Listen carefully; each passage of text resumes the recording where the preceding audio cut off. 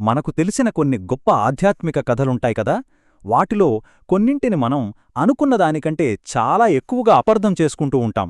ఈరోజు మనం అలాంటి ఒక పవిత్రమైన బంధం గురించి మాట్లాడుకుందాం. దాని వెనుకున్న అసలైన ఉన్నతమైన అర్థాన్ని తెలుసుకునే ప్రయత్నం చేద్దాం. ఇది భగవంతుడి పట్ల ఉండే స్వచ్ఛమైన ప్రేమకు సంబంధించిన కథ. అసలు పాయింట్ ఏంటంటే, దైవప్రేమను మామూలు ప్రాపంచిక దృష్టితో ఎందుకు చూస్తారు? ఎందుకు దాన్ని లౌకికమైన సంబంధాలతో పోల్చి తక్కువ చేస్తారు? ఈ ఒక్క ప్రశ్న మనల్ని చాలా తరచుగా తప్పుగా అర్థం చేసుకునే ఓ ముఖ్యమైన కథ వైపు తీసుకెళ్తుంది. సో మన మొదటి భాగం అపార్థం చేసుకోబడిన ఓ భక్తి కథ. అదే గోపికలు శ్రీకృష్ణుడి కథ. చూడండి, ఈ కథ చాలా పవిత్రమైనది. కాని ఈ రోజుల్లో చాలామంది దీన్ని పైపైన చూసి విమర్శిస్తూ ఉంటారు. కొన్నిసార్లు ఎగతాళి కూడా చేస్తారు. ఎందుకంటే దాని లోపల ఉన్న అసలైన ఆధ్యాత్మిక లోతును చాలామంది పట్టుకోలేకపోతున్నారు. ఇక్కడ మనం రెండు రకాల ఆలోచనలను చూడొచ్చు. రెండూ ఒకదానికొకటి పూర్తి వ్యతిరేకం. ఒకవైపేమో ఇది కేవలం ఓ మామూలు ప్రేమకథ, ప్రాపంచికమైనది అనే విమర్శ. మరోవైపు కాదు, ఇది ఆత్మ పరమాత్మతో కలవాలని పడే తపన అనే ఓ గహనమైన ఆధ్యాత్మిక సారాంశం. చూశారా, ఈ రెండింటి మధ్య ఎంత తేడా ఉందో? సరిగ్గా ఇలాంటి అపార్థాలు పెరిగిపోతున్న సమయంలో ఆ చీకటిని చీల్చుకుంటూ ఒక సింహ గర్జన వినిపించింది. ఈ కథ వెనుకున్న అసలైన నిజాన్ని, దాని పవిత్రతను కాపాడటానికి వచ్చిన ఆ స్వరమే స్వామి వివేకానందగారిది. ఆయనేమన్నారంటే, ఎవరైతే అందరికీ సేవకుడో అతడే వారికి నిజమైన యజమాని. అద్భుతం కదా! ఈ ఒక్క మాట చాలు స్వామి వివేకానందగారి తత్వమేంటో చెప్పడానికి.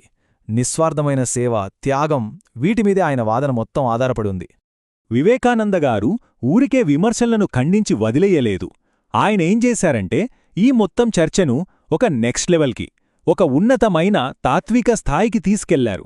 ఆయన చెప్పిన మాటలు ఆ కథను చూసే మన పద్ధతినే పూర్తిగా మార్చేశాయి. సరే, మరి వివేకానందగారి వాదనలో అంత కీలకమైన విషయమేంటి?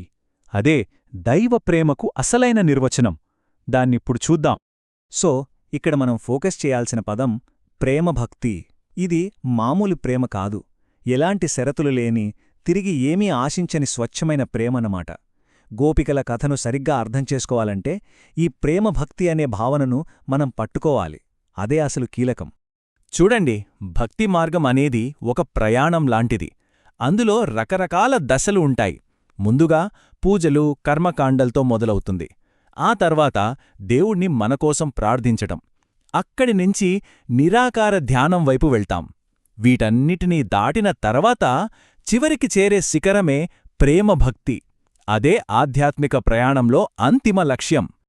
ఓకే, ఈ ప్రేమభక్తికి గోపికల కథకి సంబంధమేంటి? ఇప్పుడు ఆ కనెక్షన్ ఏంటో చూద్దాం. స్వామి వివేకానంద ప్రకారం గోపికలు అంటే ప్రేమభక్తికి పరిపూర్ణమైన ఉదాహరణ. వాళ్లు కేవలం సాధారణ స్త్రీలు కాదు, వాళ్లు అత్యున్నత ఆధ్యాత్మిక స్థితికి నిలూటద్దం లాంటి వాళ్లు. వాళ్ల భక్తిని మామూలు ప్రేమ అనుకోవడం ఓ మహాసముద్రాన్ని చూసి అది కేవలం ఒక నీటి చుక్కాని చెప్పడం లాంటిదే. వాళ్ళ భక్తిలో ఉన్న లక్షణాలు చూస్తే మనకు అర్థమవుతుంది. వాళ్ళు తమను తాము పూర్తిగా మర్చిపోయారు.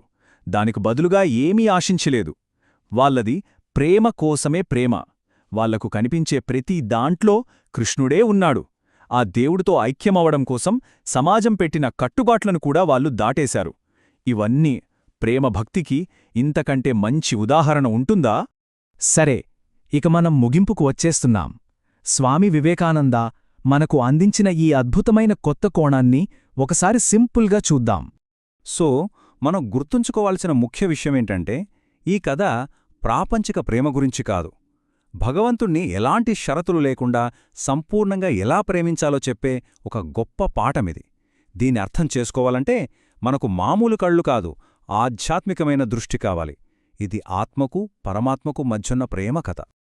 గోపికల ప్రేమ లింగాన్ని, శరీరాన్ని, దేనినీ చూడని ప్రేమ. అది ఆత్మ కొరకు ఆత్మపడే ప్రేమ. ఈ మాటలు ఎంత శక్తివంతంగా ఉన్నాయో గదా! ఇది వివేకానందగారి ఆలోచనలకు అద్దం పడుతుంది. గోపికల ప్రేమ అనేది ఈ శరీరం, లింగం లాంటి భౌతికమైన హద్దులన్నింటినీ దాటిపోయింది. అది కేవలం ఆత్మస్థాయిలో ఉండే స్వచ్ఛమైన ప్రేమ అని ఇది మనకు గట్టిగా చెప్తుంది. సరే, ఈ విశ్లేషణను ముగించే ముందు ఒక్కసారి ఈ ప్రశ్న గురించి ఆలోచిద్దాం. మనకు తెలిసినవి అనుకుంటున్న కథల వెనుక మనకు తెలియని ఇంకెన్ని లోతైన నిజాలు దాగి ఉన్నాయో. గోపికల కథలాగే పైకి కనిపించేదానికంటే లోతుగా చూస్తేనే అర్థమయ్యే విషయాలు మన చుట్టూ ఎన్నో ఉండొచ్చు. అలా లోతుగా చూడటానికి సిద్ధపడటమే బహుశా నిజమైన జ్ఞానం వైపు మనం వేసే మొదటి అడుగేమో.